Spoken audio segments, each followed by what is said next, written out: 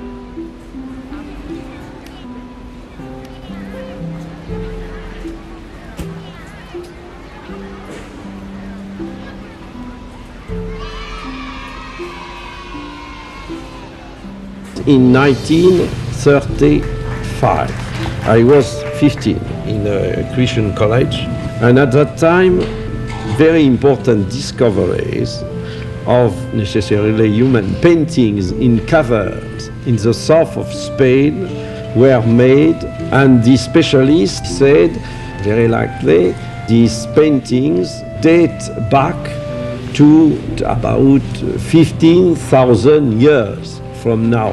In my book of religious teachings, it was written that the first appearance of man on earth dated back to about 40 centuries before Jesus.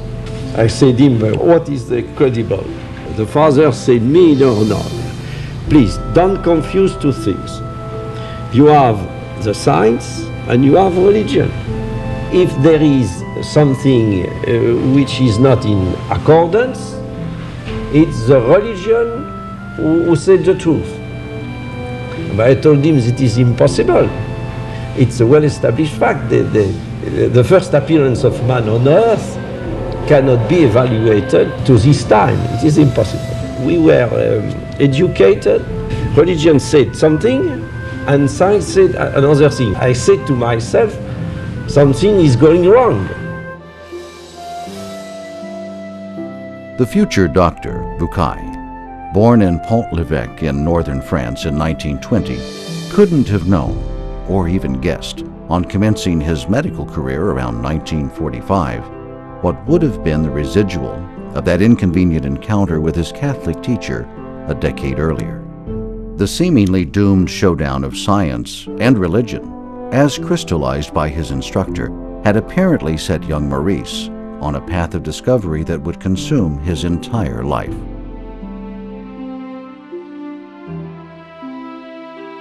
Bucaille had set out to examine the Holy Scriptures themselves in the light of modern scientific knowledge.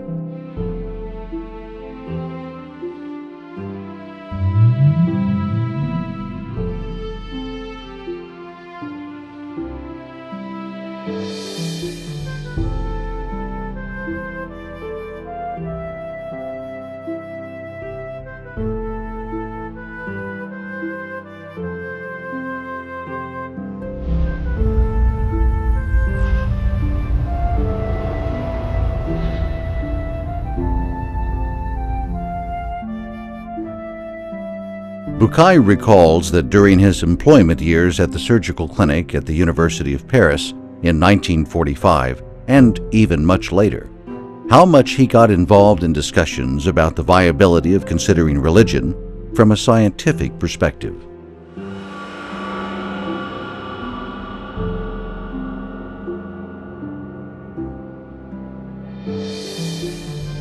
The outcome of his encounters were not altogether unexpected to Bucaille.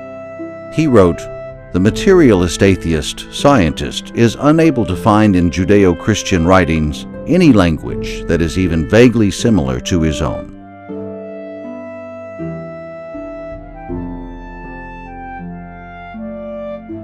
They contain so many improbabilities, contradictions, and incompatibilities with modern scientific data that he refuses to take texts into consideration that the vast majority of theologians would like to see accepted as an inseparable whole. Those scientists are left today," Bucaille concludes, "in a state of indifference and even disdain to religious matters they perceive originating from a body of myths."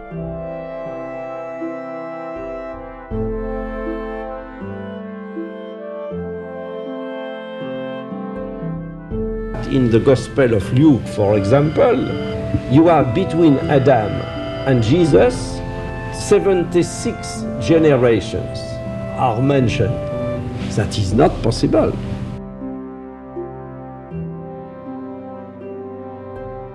Bucaille had noted early on that when science and religion are discussed in the West, people are quite willing to confine themselves to Judaism and Christianity, but they hardly ever consider Islam. Exegetes in Christian or Jewish communities think that the religious teachings were inspired to the author of the Bible, but considering the things which are not religious teachings, it's a fact that they wrote according to the ideas, superstition, myth of their time. Alors il l'a fait en tant que catholique, mais il s'est intéressé à l'islam. Et je ne sais pas du reste dans quelles conditions, il ne me l'a pas dit. Et il a vu que dans le Coran, on insiste beaucoup, comme vous le savez, sur la création. La création qui est un signe de Dieu, ayat, les signes de Dieu dans l'univers, dans la création. Et je pense qu'il a bien vu que le Coran montrait que, au fond, la création était un don de Dieu et en même temps un appel de Dieu, que nous étions des créatures. Bon. Indeed, there was no way then for an increasingly inquisitive Bucaille to understand, let alone appreciate, any feature of the Islamic culture. For what appeared to be a deeply rooted principle of misconception in his Western education about Islam had left on him a seemingly indelible impression for a long time. He wrote, "As I grew up, I was always taught that Muhammad was the author of the Quran. I remember seeing French translations bearing this information. I was invariably told that the author of the Quran simply compiled, in a slightly different form, stories of sacred history taken from the Bible. The author was said to have added or removed certain passages while setting forth the principles and rules of the religion he himself had founded. Most people in the West have been brought up on misconceptions concerning Islam and the Quran. For a large part of my life, I myself was one such person." When I was at that time approximately in the 40s, received Muslim patients in Paris, and when I had the opportunity to speak with many of them concerning their religion. For me, originally, I thought that the Quran was the work of a man. Throughout a good deal of the 60s, Bucaille happened to be treating Muslim patients in Paris. As he observed, they often referred to their book, the Quran, in a language that was totally foreign to him. Bucaille had finally come to the conclusion that in order to correctly satisfy the requisites of textual analysis of the Holy Scriptures, an educational decision had to be taken, albeit a little late. I took the decision to learn Arabic in Paris. I was 50 exactly at that time. And so the freshman Bucaille of the autumn class of 1970 had enrolled to study Arabic in Paris's prestigious National Institute of Oriental Languages.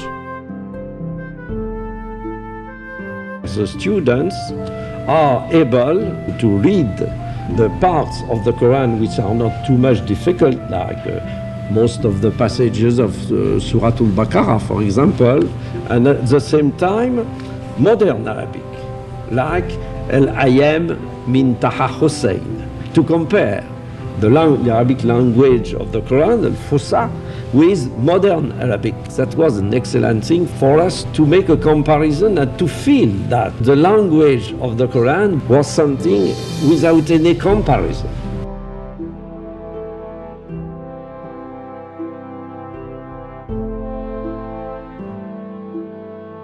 When I finished my studies, thanks to God, I was in a position to read the Quran without any preconceived idea. We, at the beginning, without at all a belief in the fact that the Quran might be the Word of God. In his book, Seeking Peace at Heart, of 2007, Professor Muhammad al-Talibi notices that the word mind is mentioned 49 times in the Quran.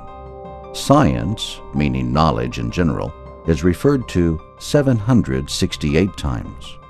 The word heart, meaning contemplation, comes in 172 times. Sight, meaning perceiving, is repeated 147 times, whereas the word remembrance, meaning to question and to consider attentively, is mentioned 268 times in the Quran. ومن العجيب أن القرآن فيه 6300 وكذا آية و26 آية. 1300 آية تتكلم عن العلم والعلماء، آيات التشريع التي تحكم الخلق في علاقاتهم بكل أنواعها عدها بعض المتخصصين ب535 آية. Once he mastered Arabic, Bucaille could find in the Quran a trove of verses laden with calls to read, think, and to discover. He finally produced a short list of those directly related to empirical science.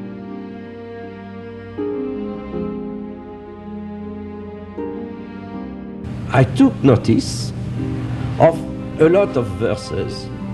At the end, that was approximately between 150 and 200 verses, and gathered all these verses by discipline, by chapters, and I was extremely embarrassed. I said to myself, but it appears to me that it is impossible, considering what was the history of sciences, that a man who have written that almost 14 centuries ago. Seeking scientific precision in his search, Bucaille reflects on what could be a scientifically acceptable or unacceptable passage in a certain scripture.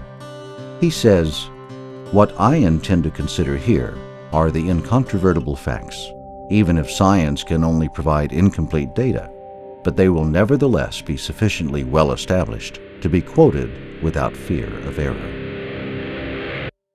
Perhaps the year 1976 stands out as probably the happiest and most prolific in Dr. Bucaille's career. As the year opened, he almost completed a breakthrough study of certain holy scriptural texts in relation to selected modern scientific fields, notably medical examination of the Egyptian mummies. In that area, Bucaille had applied his pioneering techniques to 2 specific pharaohs, and, in the interim, succeeded in scientifically identifying the Pharaoh of the Exodus. Bucaille's study had reached to cover other scientific disciplines of astronomy, geology, biology, botany, embryology, and theoretical physics.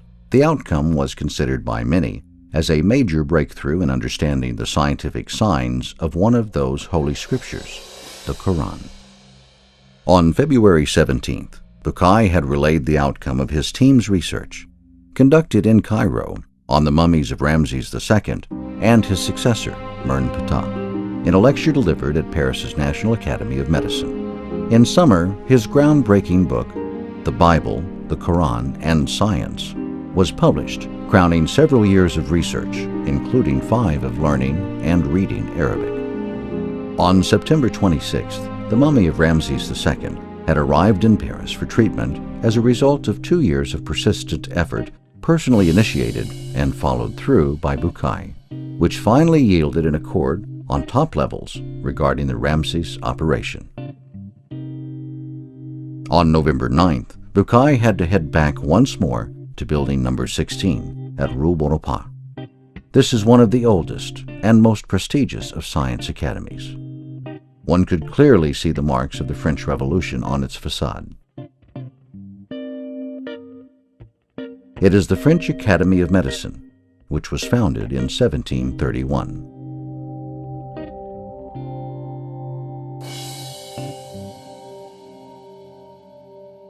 Only this time, he was there to deliver what was seen by many as an unusual rendering in the Academy's history, a lecture entitled Physiological and Embryological Data in the Quran. In 1976, for the first time, in a lecture at the French Academy of Medicine in Paris, the word Quran appeared.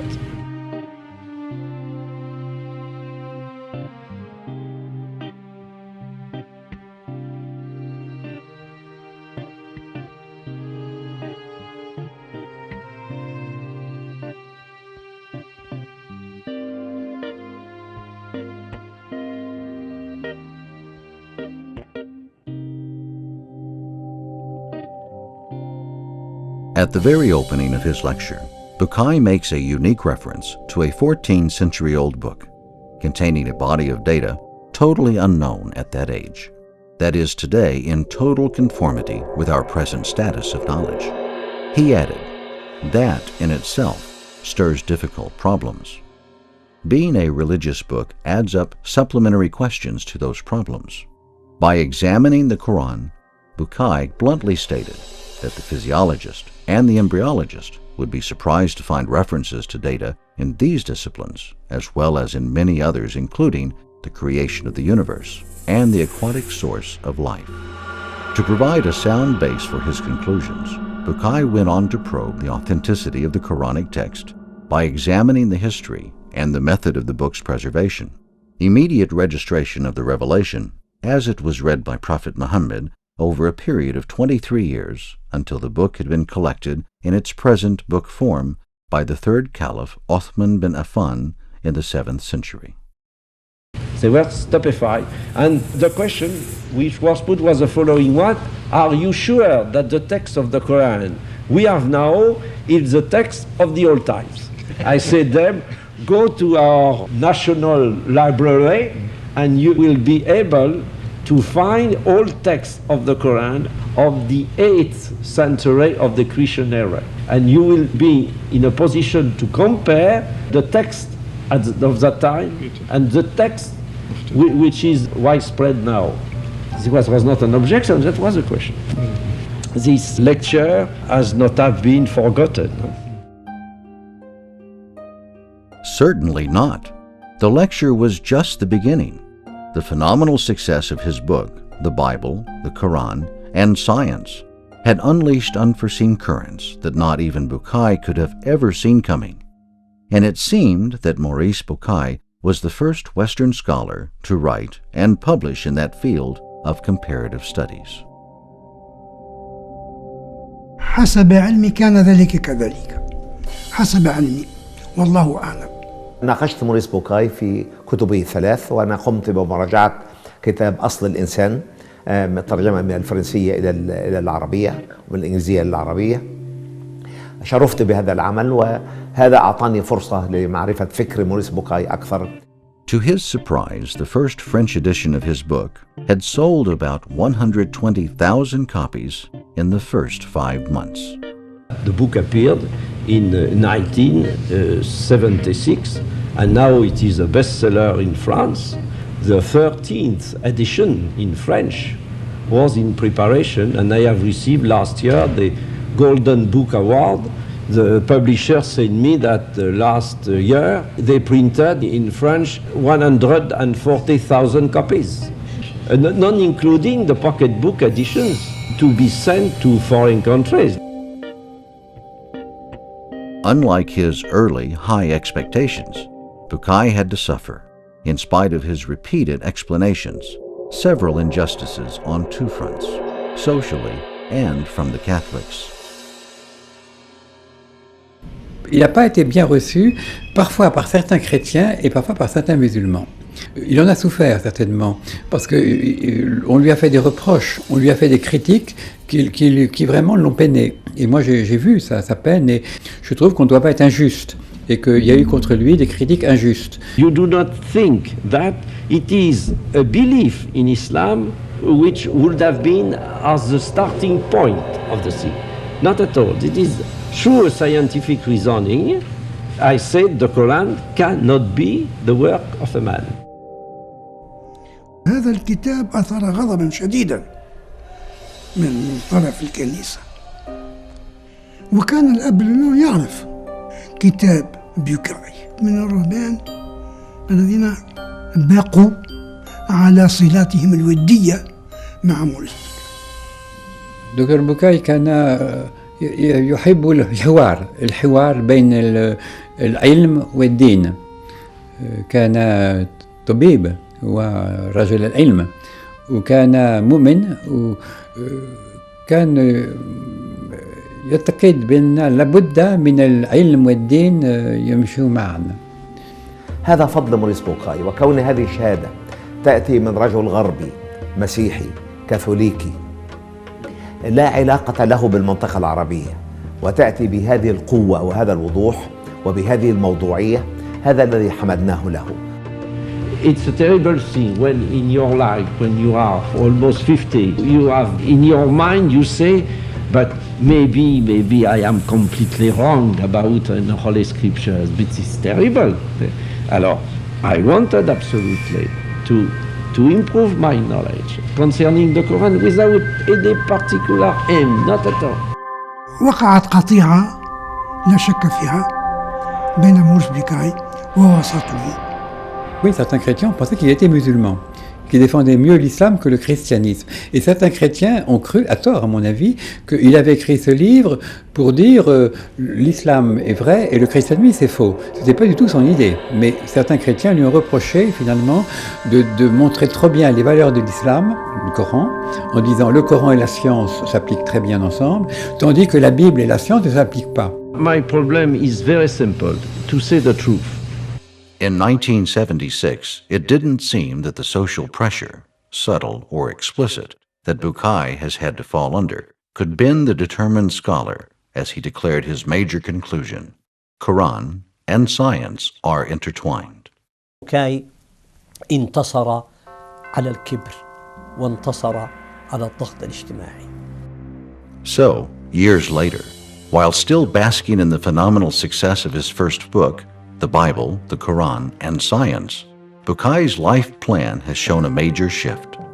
He decided to dedicate all his time to scientific research in relation to the scriptures. With an ever-increasing number of prints and translations of his book, the Bible, the Quran, and Science, it seemed that the school of exploring scientific signs in the Holy Scriptures is really gaining new momentum. Il était donc médecin, il était compétent dans les sciences. Il n'avait pas une formation théologique vraiment très très profonde. Il n'avait pas fait d'études de théologie chrétienne et même musulmane. Il connaissait le Coran, mais il n'avait pas étudié les grands auteurs coraniques de musulmans. Il n'avait pas fait l'exégèse, par exemple. Et du côté chrétien aussi, il n'était pas très au courant des recherches de l'exégèse et de l'histoire du christianisme. اتجاه حوار بين كتابين، القرآن من ناحية والكتاب المقدس من ناحية أخرى. كان صيحة ودويا علميا. كان غربيا، لم يكن شرقيا يتهم بأنه يكتب بحكم العاطفة. شهادة مثقف غربي، ثقافة عالية. وجد أن القرآن بكل الموضوعية والحيادية والتجرد ليست ثمة شائبة فيما يتعلق بالعلم الحديث. ردة فعل المسلمين وترحابهم الكبير بكتاب الدكتور بوكاي لها كذلك علاقة بنقد الجمهور الفرنسي الكاثوليكي له، ذلك أن الكثير منا المسلمون نرى فيه تفضيل وتقديم للقرآن على الإنجيل وعلى الكتاب المقدس، وكأنما نستعمله حجة عليهم.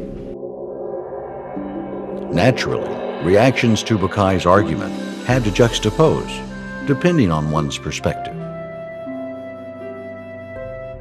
As is always, those who sail high seas are destined to be struck by strong winds of criticism, not all necessarily favorable, fair, or decent.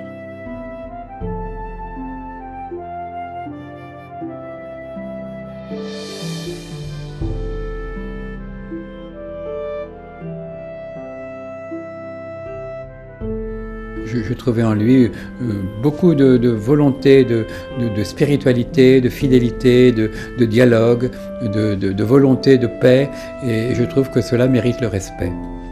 C'est toujours la même chose, les gens qui avancent des idées ne sont pas toujours compris.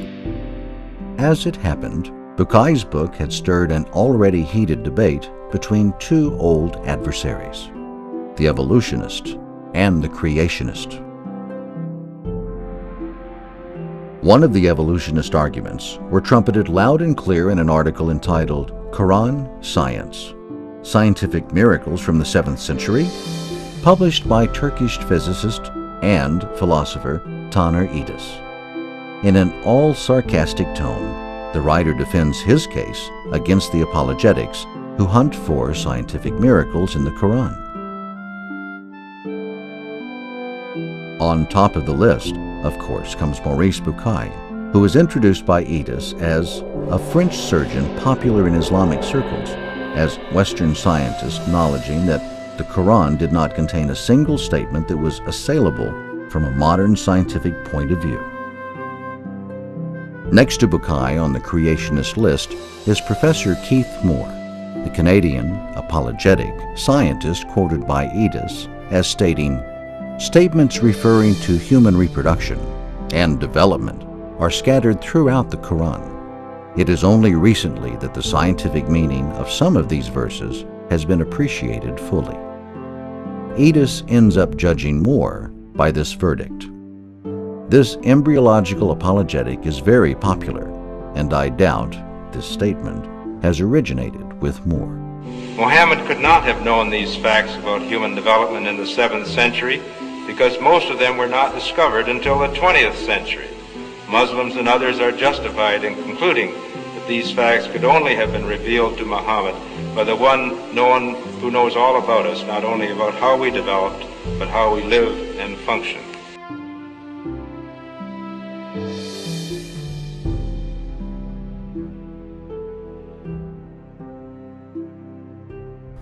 موريس بوكاي لم يكن لاهوتيا، وليس له الثقافة لاهوتية، ولم يكن راهبا، كان طبيبا من أشهر الأطباء. The Parisian gastroenterologist of fame and the passionate Egyptologue Dr. Maurice Bucaille enjoyed the merit of combining his scholarly knowledge of the biblical and Quranic texts with his ancient Egypt background to embark on a new journey that crowned his quest for harmonies of the Holy Writs with modern science.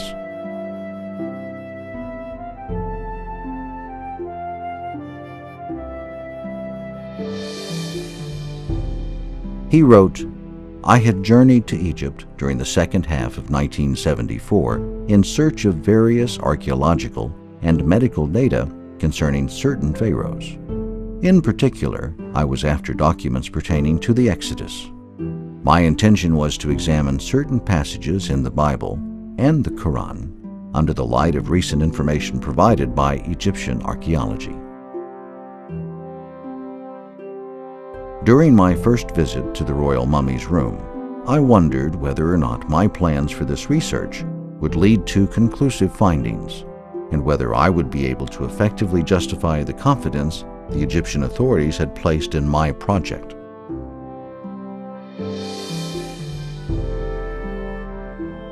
My access to the Egyptian Museum in Cairo, where my studies were to be carried out, was due to President Sadat, who had given direct orders that I was to be allowed to perform any type of research, providing, of course, no damage was done to the mummies.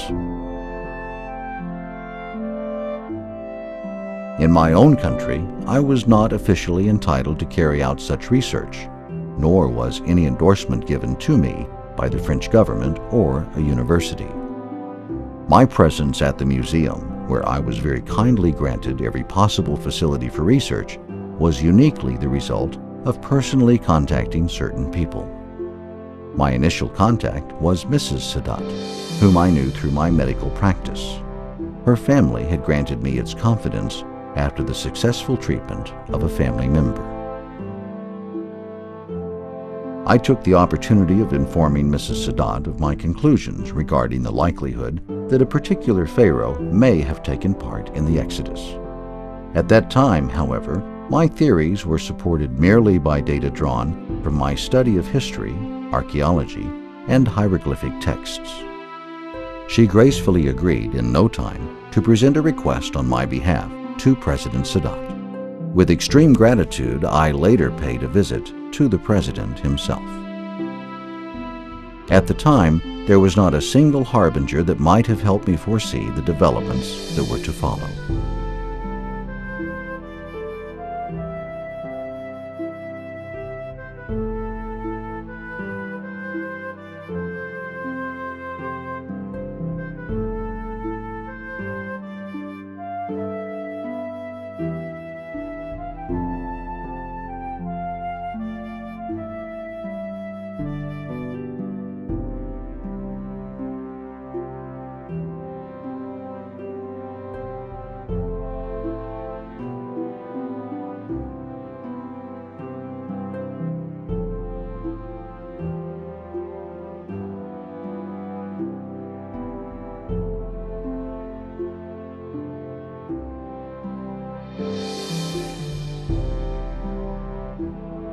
At first, I was, of course, fascinated by the outward appearance of both pharaohs when I entered the mummies room of the Egyptian Museum in Cairo in 1974.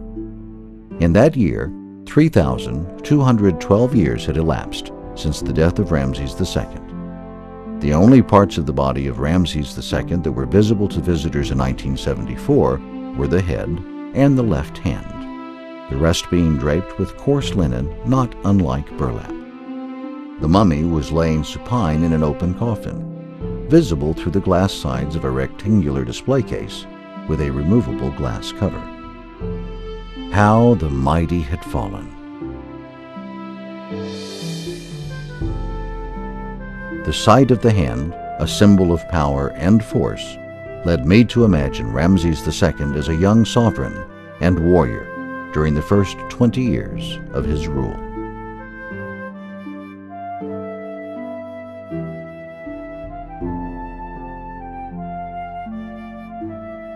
The purpose of my own project was to examine the possibilities of making new discoveries and to extend the research to branches of medicine that had not yet been included. The research was to focus on the remains of two pharaohs. Mernptah, research in the field of forensic medicine, was to prove of great value in determining the cause of his death, and Ramses II, thought by many biblical scholars to have been the pharaoh of the Exodus. It seemed to me that the experts' arguments were weak in terms of factual evidence, and that precise data on the condition of the pharaohs at the end of their lives could cast light on the matter, providing indisputable evidence. Our earlier studies had already shown that the mummy of Ramses II, and likewise other pharaohs' mummies, had suffered serious damage before the bodies of numerous kings were discovered in the necropolis at Thebes nearly a century ago. In the case of Ramses II, the damage was twofold. First, structural, the extent of which had already been determined by X-rays, and secondly, biological, the causes of which had already been discovered as well. I discussed these problems several times during my talks with President Sadat and those around him. On January 23, 1976, President Sadat announced his decision to entrust the mummy of Ramses II to France. He asked me personally to announce the measures that needed to be taken to rescue the other deteriorating mummies after Ramses' stay in Paris.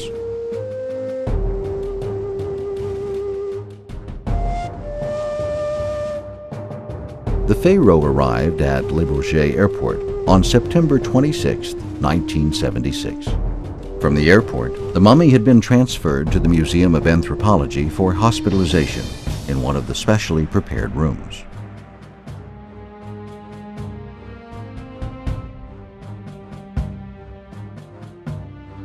On June 29, 1977, Paris Match reported that the truck containing the packing case and its occupant was ordered to pass by one of his two Luxor obelisks at Place de la Concorde, so that the ancient monarch's soul could contemplate his glory inscribed on the stone in dithyrambic terms.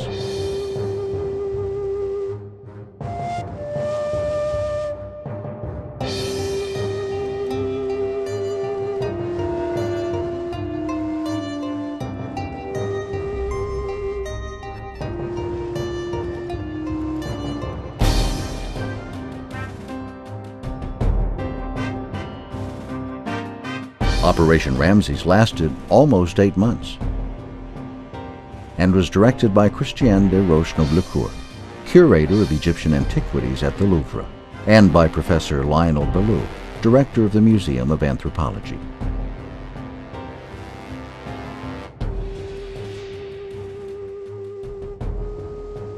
Eventually, the genuine French passion about Egyptology, as dubbed by a French newspaper, had inevitably sparked a clash of interest among the doctors and the curators.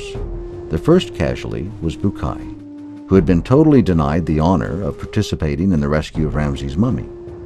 Only after the conclusions of his team's research were made public in 3 lectures given upon invitation from the Department of Egyptian Antiquities at the Louvre in autumn 1975, and the other 2 at the Institute of Human Paleontology in May 1976. By summer of 1976, Bucaille's book, The Bible, the Quran, and Science, was already setting a stir in motion in some Parisian circles. And as Dr. Bucaille had been deprived the honor of being at the reception of the mummy, he single-handedly initiated its treatment 2 years earlier. He was denied even attendance at the official farewell ceremony given to the celebrated Pharaoh Tuesday morning, the 10th of May, 1977, at Le Bourget Airport.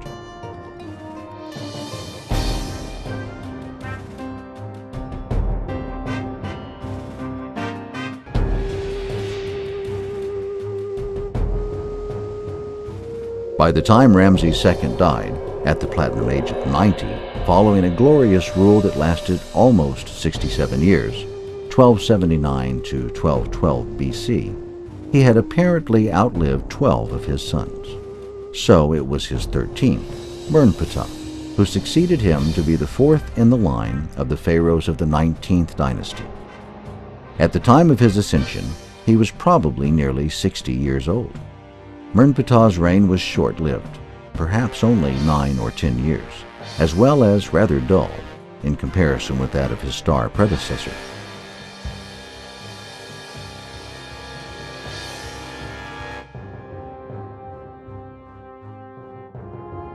According to the Oxford History of Ancient Egypt, he ruled from 1213 until 1203 BC.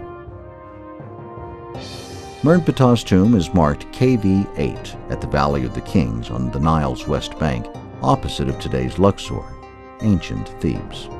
When his mummy was not found in his tomb by 19th century archaeologists, they concluded that his body had drowned and lost forever in the water walls of the Red Sea while pursuing the fleeing Israelites according to the Old Testament's Exodus.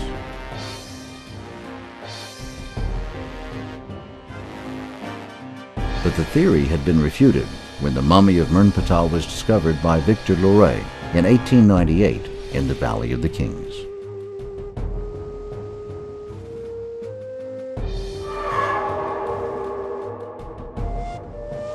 The study of both the Quranic and biblical narrations is specifically interesting here, mainly because the two narrations share a lot in common. There are certainly divergences, but the biblical narration has a considerable historical value. It does help to identify the Pharaoh, or rather, the two pharaohs in question. This hypothesis, which starts with the Bible, is complemented by the information contained in the Quran. Modern data are added to these two scriptural sources. Bucaille singles out one major discrepancy in the narration of both texts regarding the fate of the Pharaoh's body. The writer of Exodus tells us that after the Israelites crossed the sea without wetting their feet, the Egyptians pursued and went in after them to the midst of the sea, even all Pharaoh's horses, his chariots, and his horsemen. Exodus 23. And the waters returned and covered the chariots and the horsemen and all the host of Pharaoh that came into the sea after them. There remained not so much as one of them. But the children of Israel walked upon dry land in the midst of the sea, and the waters were a wall unto them on their right hand and on their left. Exodus 28 through 29. So the Israelites escaped, and the Pharaoh perished. But his body was rescued and found, a very important detail not mentioned in the biblical narration. We read in the Quran, chapter 10, verses 90 to 92. Thus we caused the children of Israel to pass in safety through the divided sea. Then Pharaoh and his host followed them, in ruthless injustice and aggression, until, when the drowning waters overwhelmed him, he said, I believe that there is no God but the one in whom the children of Israel have believed. And I am now of those who are Muslims, in willing submission to God alone. It was said, Now you believe, while before you have truly disobeyed your Lord, and you were ever of those who sowed corruption? Rather today we shall deliver you, preserving you in your body only, so that you will become a sign for those who come after you, that God is exalted in his power, for indeed many of the people are heedless of our signs.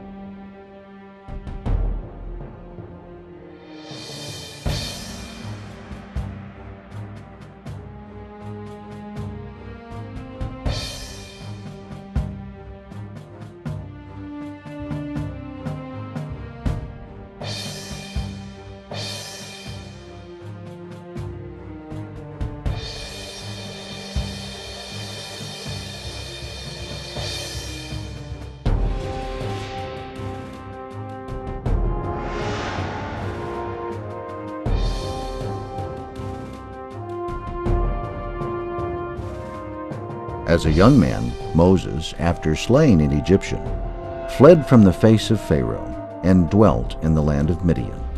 Exodus 15. Bucaille points out an important detail mentioned in Exodus 23. And it came to pass in process of time that the king of Egypt died.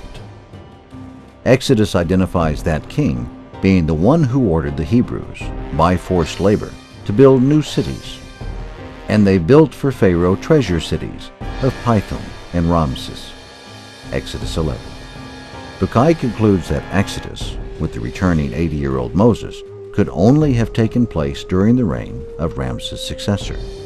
So, one Pharaoh died during Moses' stay at Midian, while the other perished pursuing the fleeing Israelites. Not a single Pharaoh for Moses then, but two: Ramses II, Pharaoh of the oppression, and Mernptah, Pharaoh of the Exodus. Having published the results of his examination of the mummies of both pharaohs, freely conducted in the Cairo Museum during 1974 and 1975, Dr. Bucaille had headed on the afternoon of February 17, 1976, to the French National Academy of Medicine to present a paper entitled Application of Medical Methods to the Examination of Pharaonic Mummies, in which he introduced the conclusions reached by his Egyptian Franco team. In his book of 1987, Mummies of the Pharaohs, Modern Medical Investigations, Bucaille dissects in detail these conclusions.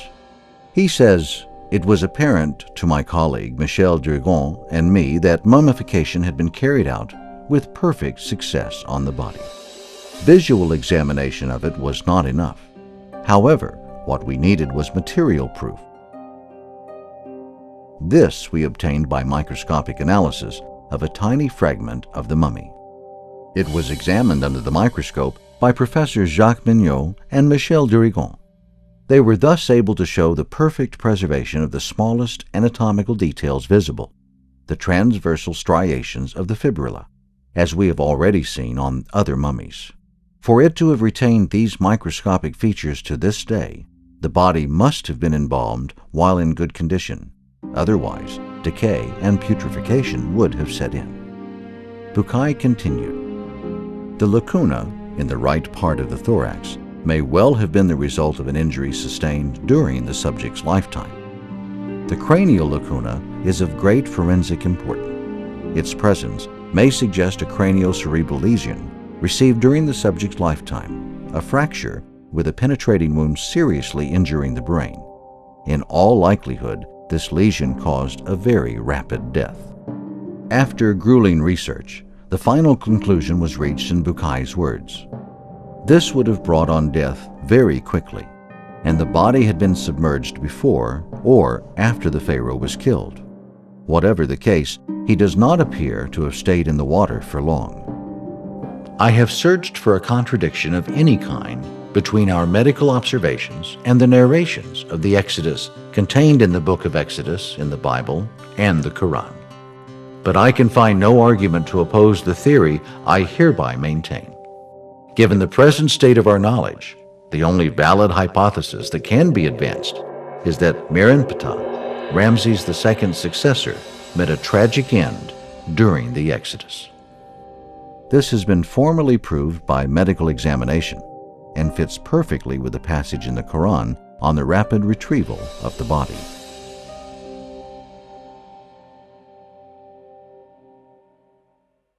"Rather today we shall deliver you, preserving you in your body only, so that you will become a sign for those who come after you, that God is exalted in his power, for indeed many of the people are heedless of our signs." Here is a material presence of the mummified body of the man who knew Moses, resisted his pleas, pursued him as he took flight, and lost his life in the process. His earthly remains were saved by the will of God from destruction to become a sign to posterity, as it is written in the Quran. Bucaille wraps up his argument with a piece of advice for those who seek, in modern data, a proof of the veracity of the Holy Scriptures. He asserts, "They will find a magnificent illustration of the verses of the Quran when they see the retrieved body of the Exodus Pharaoh by simply visiting the Royal Mummies Room in the Egyptian Museum in Cairo.